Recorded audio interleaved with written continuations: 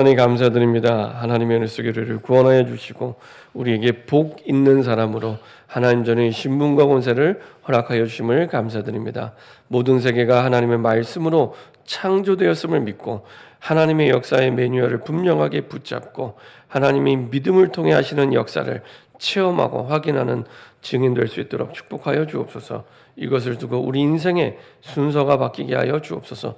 주님과 함께하는 그 시간이, 주님께 예배드리는 그 시간이, 주님을 향하여 집중하는 그 망대의 축복의 그 시간이 우리 인생의 1순위가 될 수 있도록 주님 인도하여 주옵소서. 그래서 세상을 살아갈 때 내 능력이 아닌, 우리의 형편이 아닌 믿음이 이기게 하심을 확인하고 확신하는 증인되게 하여 주옵소서. 이 축복과 응답, 다 준비된 축복과 응답을 누리지 못하게 하는 모든 불신앙과 흑암이 권세 있는 주 예수 그리스도의 능력의 이름으로 완전히 결박받고 떠나가게 하시고 하나님이 원하신 뜻이 우리 인생의 1순위가 되어 달려가는 가장 멋진 인생 될 수 있도록 축복하여 주옵소서. 감사드리며 예수 그리스도의 이름으로 기도합니다. 아멘. 우리 좌우에 계신 분과 인사 한번 하겠습니다. 예수님은 그리스도이십니다. 우리 한 번 더 인사드리겠습니다. 그리스도 안의 모든 문제가 끝났습니다. 우리 한 번 더 마지막으로 인사하겠습니다. 나는 복 있는 사람입니다. 예. 그리스도 안에 내가 있는 게 맞다면 분명히 나는 복 있는 사람입니다. 그 축복과 응답이, 준비된 축복과 응답이 다 와 있습니다. 우리나라는 특히 복을 되게 좋아하는 것 같아요. 그래서 제가 어렸을 때도 이렇게 그 밥을 먹다 보면은 밥그릇에 복자가 딱 박혀 있더라고요. 밥그릇에 박혀 있고요. 밥 뚜껑에 복자가 크게 새겨져 있고요. 아예 지워지지 않도록 새겨져 있고요. 그 결혼할 때 신혼 이불이라고 하나요? 그 이불 그 가져갈 때도 보면은 그 이불 구석구석에 다 복자예요. 복을 덮고 자라고. 다 복자예요, 복자. 예, 심지어 그 숟가락 젓가락 끝부분 있죠. 거기에도 복자를 새겨놨어요, 복자. 하여간에 밥 먹을 때, 잠잘 때, 일어날 때, 살아갈 때 복 받으라고. 복 받으라고. 이만큼 복을 좋아하는 민족입니다. 성경에서는 그러면은 누가 복 받은 사람입니까? 누가 복 받은 사람입니까? 지난주에 말씀드린 대로 시편 1편 1절부터 3절에 잘 나타나 있습니다. 성경이 말하는 복 있는 사람. 그럼 어딜 보면은요? 시편 1편 1절부터 3절까지 보시면 됩니다. 한번 볼까요? 성경이 말하는 복 있는 사람. 지난주에 말씀드린 대로 시편의 주제이면서 서론이면서 주제입니다. 시편의 150개 시편의 서론이면서 주제가 이 시편 1편입니다. 1절부터 3절. 복이 있을 때랑 복이 없을 때랑 어떤 상황이 되는지도 구체적으로 잘 나타나 있습니다. 시편 1편부터 1절부터 3절까지 같이 합독하도록 하겠습니다. 복 있는 사람은 악인들의 꾀를 따르지 아니하며 죄인들의 길에 서지 아니하며 오만한 자들의 자리에 앉지 아니하고 오직 여호와의 율법을 즐거워하여 그의 율법을 주야로 묵상하는도다. 그는 시냇가에 심은 나무가 철을 따라 열매를 맺으며 그 잎사귀가 마르지 아니함 같으니 그가 하는 모든 일이 다 형통하리로다. 그렇죠? 우리가 하나님의 자녀가 됐다면, 우리가 그리스도 안에 있다면 이 축복을 받을 자격이 생긴 겁니다. 그래서 뭐만 하시면 되냐? 1장 2절에 보면 오직입니다. 오직이란 말은 1순위로 하라는 얘기입니다. 1순위. 내 삶의 1순위, 내 인생의 1순위. 대부분은 형편이 1순위가 되고 나머지 여러 가지 환경이 1순위가 되고 그리고 내가 생각하는 다른 가치가 1순위가 되는데 성경에 복 있는 사람은 1순위가 뭐냐? 오직 여호와의 율법을, 하나님의 말씀을 즐거워하여 그의 율법을 주야로 묵상하는도다. 하루의 시작이, 하루의 마무리가 하나님의 말씀 속에서 주야로 행복하게 하나님의 말씀을 묵상하는 그 속에서 살아가는 삶. 이게 없으면 어떻게 될까요? 잘 아시는 것처럼 1절에 복 있는 사람을 복 없는 사람으로 바꿔서 생각하시면 됩니다. 복 없는 사람은 악인들의 꾀를 따르고요. 죄인들의 길에 자기도 모르게 서게 되고요. 오만한 자들의 교만한 자리에 앉게 돼요. 그렇죠? 3절에 보면은 그는 오직 여호와의 율법을 즐거워하여 그의 율법을 주야로 묵상하는 그는 시냇가에 심은 나무라고 합니다. 그럼 어떻게 되냐? 철을 따라 열매 맺으며, 내가 노력하며 열매 맺는 게 아닙니다. 노력은 하겠지만 그 힘의 근원이 다른 겁니다. 하나님이 주시는, 나무를 자라게 하는 것도 하나님이고 물고기를 먹이시는 것도 하나님입니다. 그게 자연의 법칙이잖아요. 그것처럼 내가 안 했는데 하나님이 하시는 게 보여요. 하나님이 하시는 게 보이고, 야, 이건 진짜 하나님이 하시는구나. 분명히 내가 한 게 맞는데 하나님이 힘을 주셔서, 심지어 내가 안 한 것까지도 하나님이 하시는 게 보여요. 철을 따라 열매를 맺으며 그 잎사귀가 마르지 아니함 같으니 그가 하는 어떤 거요? 오직 여호와의 율법을, 내 인생의 1순위로 말씀을 묵상하는 사람. 그렇죠? 그가 하는 모든 일이 다 형통하리로다. 이미 다 주어졌고 이 축복 누릴 수 있는 자격이 주어졌어요. 그가 하는 모든 일이 다. 혹시 일이 자꾸 안 되시는 분이 계십니까? 이대로만 하시면 됩니다. 그리고 내가 과거에 일이 안 될 때, 어려운데 힘들 때 이대로 했는지, 복 있는 사람으로 내가 살아왔는지를 확인하시면 됩니다. 확인이 되면 말씀으로 분별이 되기 때문에 순서만 바꾸시면 됩니다. 자격은 주어져 있기 때문에 순서만 바꾸시면 됩니다. 순서만 바꾸시면 돼요. 내 능력도 아니고 내 환경도 아니고 내 형편도 아닙니다. 순서만 바꾸면 됩니다. 세상은 능력을 요구하잖아요. 세상은 형편과 사정 따라 살아야 되잖아요. 근데 하나님은 우리에게, 자격 없는 우리에게 이 축복 누릴 수 있는 자격을 주시고 순서만 바꾸면 되도록. 일은 누가 하시냐? 하나님이. 능력은 누가 있냐? 하나님이. 그렇죠? 순서만 바꾸면 됩니다. 순서만 바꾸면 됩니다. 그렇죠? 모든 세계를 창조하신 하나님의 역사의 매뉴얼은 하나님의 말씀이기 때문에. 그렇죠? 순서가 안 바뀐다는 건 이게 안 믿어지는 겁니다.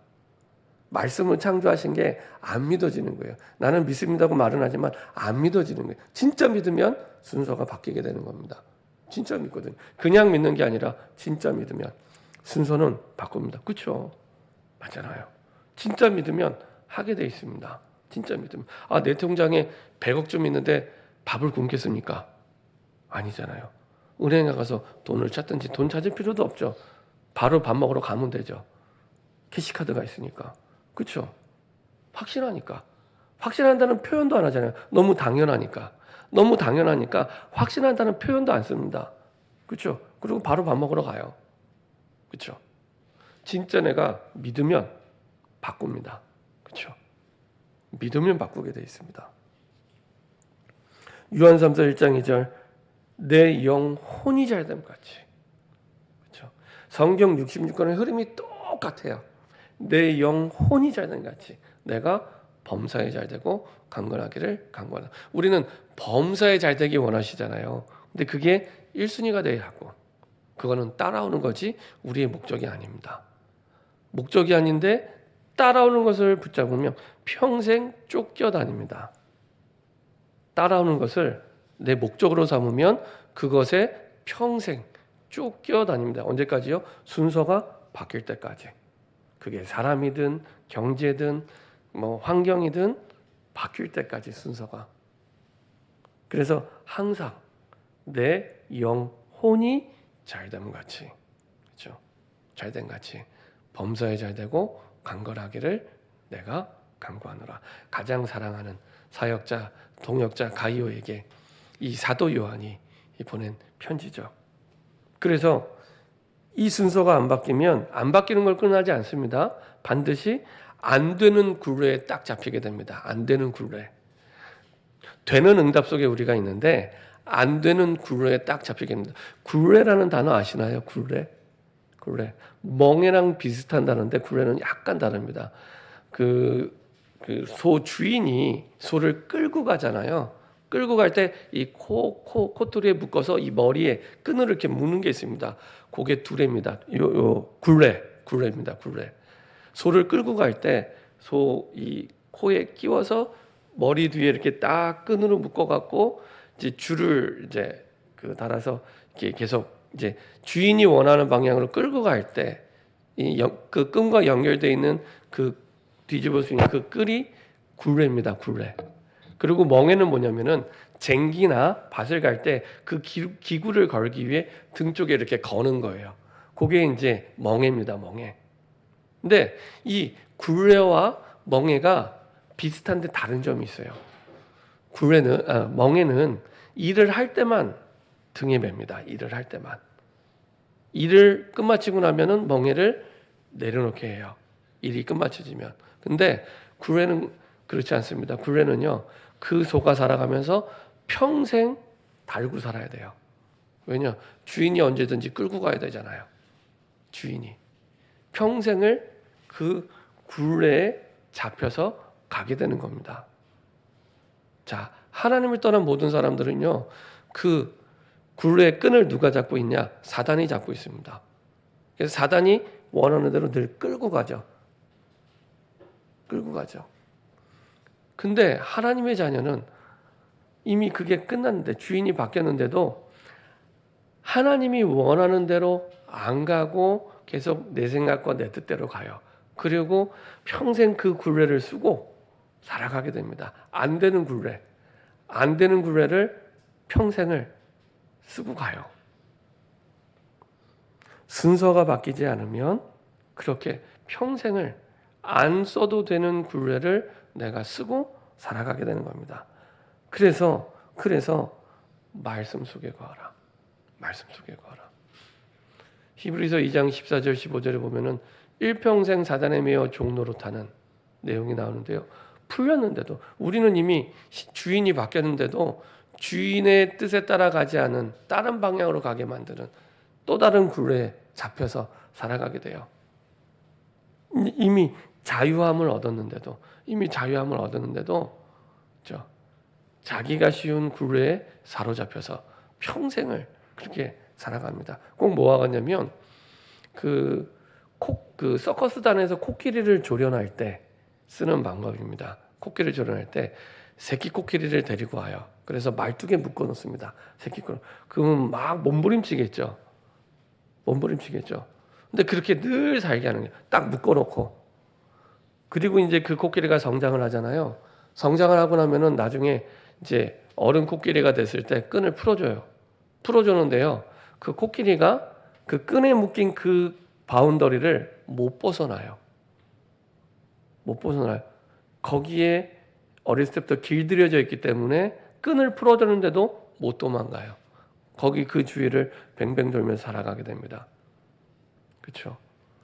분명히 우리는 완전히 하나님을 만나는 그 순간에 해방을 받았는데 나도 모르게 또 굴레를 쓰고 살아가요.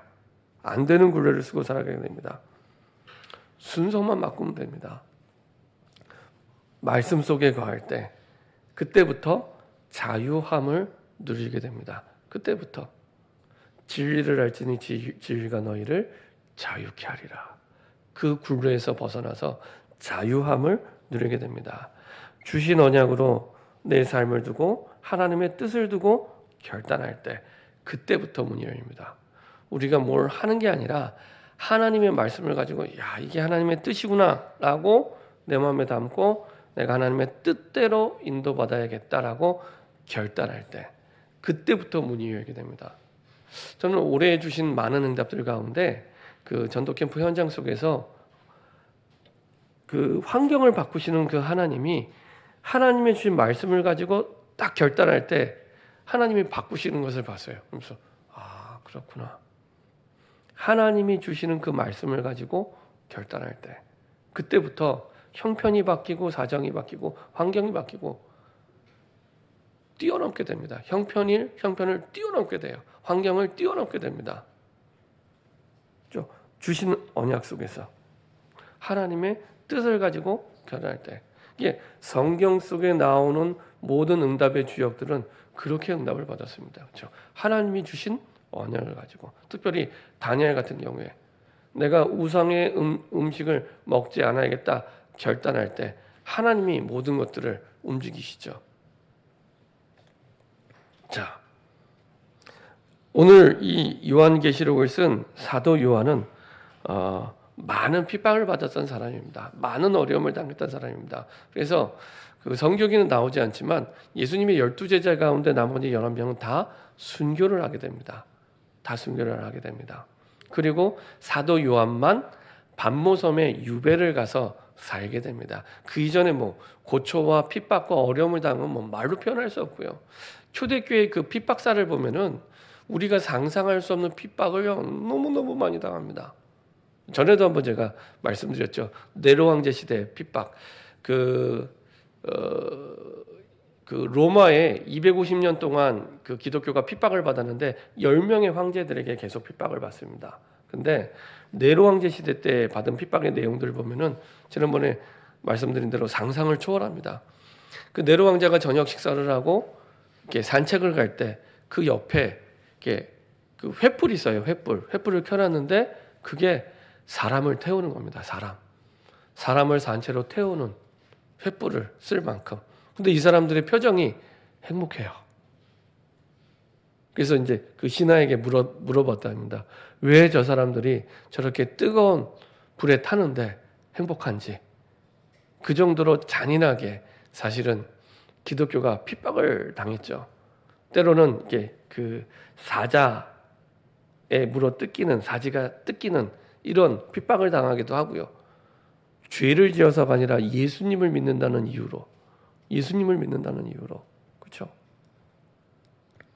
여러 가지 많은 어려움과 핍박들을 당하게 됩니다. 뭐 심지어 여러분들 잘 아는 바울 같은 경우에는 로마에서 순교할 때 이제 그 참수를 당하게 되죠. 그렇게 순교를 당하게 됩니다. 많은 여러 가지 핍박들, 특별히 이 요한계시록을 쓸 때 사도 요한은 인생의 거의 이제 그 마지막 백발이 됐을 때, 노인이 됐을 때 쓴 내용입니다. 우리가 앞부분에 어떤 요한일서, 2서, 3서나 이 요한계시록은 비슷한 시기에 쓰여졌습니다. 그래서 AD 94년, 95년 이때 예수님이 살던 당시가 AD 34년에 태어나잖아요. 그 뭐 34년이 아니라 34년까지 사셨죠. 그러니까 굉장히 차이가 있잖아요. 근데 그 예수님이 살았던 당시를 다 경험하고 예수님 이후에 사도행전 시대를 다 경험하고 마지막 말년에 쓴 내용이 계시록입니다. 자, 많은 핍박과 어려움 속에서 착각하지 않고 사도 요한이 받은 응답들입니다. 요한복음 19장 30절 십자가에서 부활한 승리한 그리스도의 응답을 봤죠. 들은 게 아니라 봤습니다. 야, 진짜 갈보리산에서 골고다의 그 십자가에서 성경대로 우리 인생의 모든 문제를 다 끝내시고 모든 축복을 누릴 수 있도록 다 이루셨구나. 예수님이 그리스도가 되는 그 축복의 응답들을 이 십자가에서 부활하신 승리하신 그리스도의 응답을 확인하고 누리게 됩니다. 그리고 사도행전 1장 3절 마가의 다락방에도 있었죠. 감람산에서 주신 미션을 가지고 이후에 응답받을 비밀을 받았고 확인을 했습니다. 그 하나님 나라의 미션을 가지고 실제로 이루어지는 것을 사도행전의 역사와 흐름 속에 확인하게 되고요. 사도행전 1장 12절 14절 자기의 굴레를 벗고 과감하게 마가 요한의 집에서 기도해서 응답받는 축복을 받게 되죠. 오순절의 축복입니다. 이것을 다 체험하고 나서 AD 95년에 쓴 편지가 이 요한계시록입니다. 사도행전 12장 1절부터 25절 그 헤롯 왕으로부터 큰 핍박과 어려움을 당하는 그 속에 다시 요한의 집에 모여서 간절히 기도하는 중에 헤롯 왕을 꺾는 응답도 받게 되죠. 그 왕이 죽어요. 갑자기 충이 먹어 죽습니다. 역사적으로도 이렇게 그 갑자기 죽었던 그 죽음의 내용이 기록되어 있는데 그 헤롯 왕이 죽게 되죠. 그래서 들은 게 아니라 본자, 뭐 증인 이렇게 하죠. 증인. 그 이 쭉 여정들을 들은 게 아니라 본자로 인도받고 응답을 받게 됩니다. 두 번째로 진리와 복음 때문에 하나님의 말씀과 복음 때문에 핍박을 받는 자였죠. 이스라엘의 핍박을 받았을 뿐만 아니라 이방인이었던 로마의 핍박도 받고 심지어 나중에는 몇 번 죽을 고생을 하고 반모섬에 유배된 요한이었죠. 거기서 다시 하나님의 주신 말씀을 기록하게 됩니다. 그래서 오늘 1장 1절에 보면은 이렇게 말씀하고 있죠. 예수 그리스도의 계시라 이는 하나님이 그에게 주사 반드시 속히 일어날 일들을 그 종들에게 보이시려고 그의 천사를 그 종 요한에게 보내어 알게 하신 것이라. 예수 그리스도 안에서 그리스도 복음에 대한 내용을 다시 전달합니다. 그것을 기록으로 남깁니다. 그리고 그 속에서 어떤 일들이 일어날지를 기록한 내용이죠. 그래서 예수 그리스도를 통해 받은 그 기록들을 남기게 됩니다. 그래서 하나님과 인간 사이에 이 축복을 누릴 수 있는 유일한 중보자는 그리스도밖에 없죠. 그래서 그리스도를 아는 자로 그리스도를 알아야 됨을 전달하게 되고요. 그리스도의 계시를 받은 자로 그리스도의 내용에 대해서 전달하게 됩니다. 그리고 과거에 이제는 체험이 아니라 이제 죽음을 앞두고 반모선의 유배의 마지막 죽음을 앞두고 앞으로 미래에 일어날 일. 근데 이게 먼 미래가 아닙니다. 반드시 속히 일어날 일들에 대해서 기록을 하게 됩니다. 그 신학적으로도 예수님 탄생부터 다시 예수님의 재림까지를 말세 시대라고 얘기합니다. 말세 시대. 이미 예수님이 이 땅에 오심으로 말미암아 말세 시대가 시작되었기 때문에, 그리고 예수님의 재림까지가 말세 시대이기 때문에 그 중에서도 말세지말을 살아가고 있죠. 그래서 반드시 속히 일어날 일들에 대해서 기록을 하고요. 그리고 장래일을 미리 아는 자로 응답을 기록해 둡니다. 그래서 이 말씀을 뒤에도 말씀드리겠지만 이 말씀을 정말로 읽는 자, 듣는 자, 지키는 자가 복이 있는 겁니다. 하나님 주신 말씀 안에 우리가 가보지 않은 미래, 우리가 인생을 살아가면서 한 번도 가보지 않은 미래를 매일 평생 하게 됩니다. 인생을 살아보고 다시 돌아와서 사는 거 아니잖아요.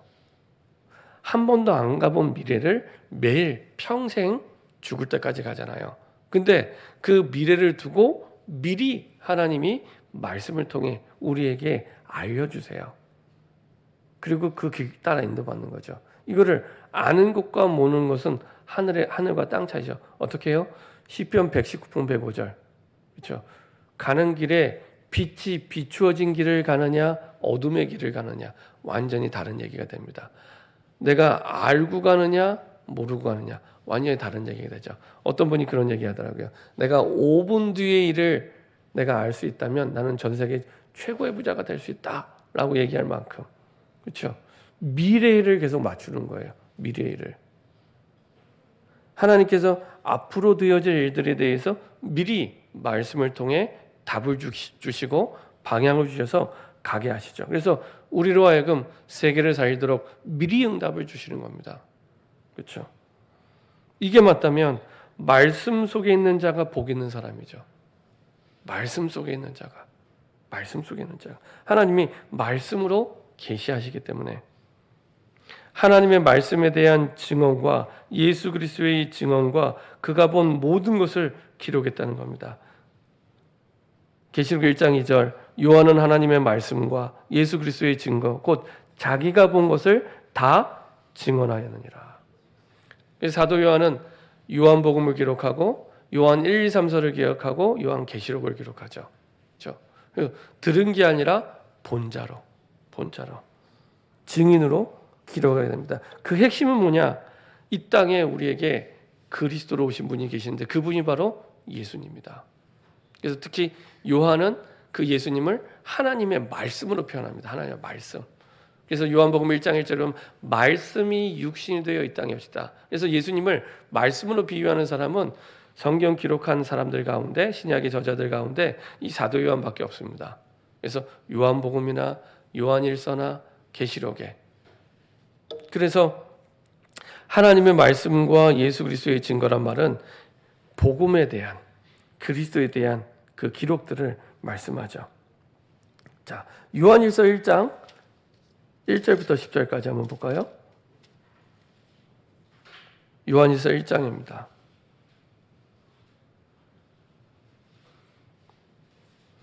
역시 요한계시록과 비슷한 식의 쓰여진 내용인데요. 저자가 같기 때문에 같은 흐름 속에 같은 주제를 가지고 기록을 합니다. 같이 한번 우리 1절부터 4절까지 같이 합독하도록 하겠습니다. 태초부터 있는 생명의 말씀에 관하여는 우리가 들은 바요 눈으로 본 바요 자세히 보고 우리의 손으로 만진 바라. 이 생명이 나타내신 바 된지라. 이 영원한 생명을 우리가 보았고 증언하여 너에게 전하노니 이는 아버지와 함께 계시다가 우리에게 나타내신 바 된 이시니라. 우리가 보고 들은 바를 너희에게도 전함은 너희로 우리와 사귐이 있게 하려 함이니 우리의 사귐은 아버지와 그의 아들 예수 그리스도와 더불어 누림이라. 우리가 이것을 쓰면 우리의 기쁨이 충만하게 하려 함이라. 아멘. 태초부터 있는 생명의 말씀, 예수 그리스도를 말씀하시는 거죠. 그래서 예수님이 그리스도 되심에 대한 내용을 계속 이제 그 사도 요한의 글을 통해서 계속 전달하고 말씀하는 거죠. 이 일에 내가 증인이다. 이것을 사도 요한의 인생 말년에 이제는 가장 중요한 것을 남겨야겠는데 무엇을 남겨야 되는가? 미래 시대를 두고 예수가 그리스도 되심을 내가 직접 본 사람으로. 이때 당시에는 이제 마지막 남은 자입니다. 예수님의 제자들 가운데 마지막 남은 자로서 예수님이 그리스도 되심을 이제 쭉 기록으로 남기게 됩니다. 그래서 복음을 기록으로 남기게 되죠. 이 복음의 말씀을 읽는 자, 듣는 자, 그리고 지키는 자가 당연히 복을 받게 되죠. 당연히. 그렇죠? 믿음 가운데 항상 그것을 기억하고 그것에 따라 사는 사람들이 지키는 자죠. 그래서 말씀을 읽는 자, 듣는 자, 지키는 자. 그렇죠? 이때부터 하나님이 우리에게 약속하신 복 있는 사람의 축복을 누리게 됩니다. 그리고 말씀하죠. 때가 가까움이라 말세의 끝을 향해 달려가고 있습니다. 그래서 이러한 주신 말씀이 성취될 때가 결코 멀지 않다. 이미 우리의 삶 속에 이루어지고 있음을 나타내고 있습니다. 결론입니다. 우리가 매주 말씀을 듣고 많은 말씀을 듣습니다. 근데 말씀을 들은 자가 아니라 본 자로 설 수 있도록. 그래서 말씀을 본 자로 증인으로 그 모델로 설 수 있도록. 그래야 그때부터 나와 우리의 현장이 변화되기 시작합니다. 말씀을 들은 자가 아니라 본 자. 그 증인으로 그 모델로 내 현장에 설 수 있도록. 이것을 두고 하나님의 음성을 듣는 기도의 망대가 내 현장에 세워질 수 있도록. 내 형편과 사정을 두고 393 기도 속으로 들어갈 수 있도록. 그렇죠? 그 모든 형편을 두고 우리를 좌절시키고 어렵게 만드는 그 형편을 두고 나를 힘들게 하는 그 사람을 두고 393 기도의 축복 속으로 들어갈 수 있도록 지금 이 시간 성삼위 하나님의 영으로 나를 충만하게 하옵소서. 응답의 열쇠는 나에게 있습니다. 나에게. 지금 나를 충만하게 하옵소서. 위로부터 주시는 영력과 지력과 체력과 경제력과 인력으로 나를 그리고 내 현장을 내가 만나는 사람을 충만하게 하옵소서. 저는 기도할 때 나를 우리 모든 주영의 가족들을 충만하게 하옵소서. 그렇죠? 충만하게 되면 보좌의 축복이 임하게 됩니다. 시공간 초월의 능력이 나타나게 됩니다. 어디에요? 237 나라에. 나와 모든 전 세계 현장 속에 나를 초월해서 나타나게 됩니다. 그 속에 내 영이 회복되게 되죠. 내 안에 하나님의 영상이 회복되게 하시고 하나님의 생기로 충만하게 하시고 에덴의 근원의 축복이 나에게 임하게 하여 주옵소서. 과거 시대, 현재 시대, 미래 시대를 살리는 축복의 주역으로 나와 교회와 현장이 전무후무한 응답이 시작되게 하시고, 그렇죠? 전성도와 함께 교회를 살리고, 우리 모든 중직자와 함께 현장을 살리고, 우리 후대와 부교역자들과 함께 시대와 미래를 살리는 축복의 증인 예수 제자 그리스도의 제자 되게 하여 주옵소서. 그렇죠? 이거를요, 내가 불신앙의 생각이 들 때마다 고백하고, 내가 힘든 생각이 들 때마다 또 고백하고, 쭉 고백을 하면 일단은 내가 달라져요. 그렇죠? 하나님 나를 바꾸세요. 우리는 뭔가 안 되는 일이 되는 응답을 되길 바라잖아요. 그 이전에 항상 하나님은 내 믿음을 바꾸십니다. 내 믿음을 바꾸세요. 그리고 믿음으로 바라보게 하시고 믿음으로 바라봤을 때 바뀌기 시작합니다. 하나님의 말씀을 확인하는 말씀의 망대를 통해 이 상황 속에 하나님이 숨겨진 뜻이 무엇인지 그리고 답을 찾게 됩니다. 하나님의 뜻이 무엇인지. 하나님의 뜻이 정답이거든요. 하나님의 뜻이 정답이거든요. 내 계획이 답이 아니라 하나님의 뜻이 정답이거든요. 이건 말씀 안에만 있습니다. 이것을 확인하게 되죠. 이 하나님의 말씀을 실천하는 전도의 망대를 통해 하나님의 구원을 이루는 하나님의 나라가 그 삶의 현장에 임하게 됩니다.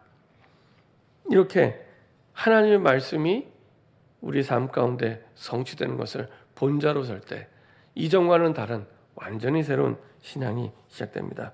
이렇게 하나님이 원하시는 말씀을 들은 자가 아니라 말씀을 본자로서는 새로운 시작되기를 소원합니다. 그 사람이 복 있는 사람입니다. 기도하겠습니다. 주님 감사드립니다. 복 있는 사람, 복 있는 자가 되기를 원합니다. 말씀을 들은 자가 아니라 말씀을 본 자로 증인으로 서게 하여 주옵소서.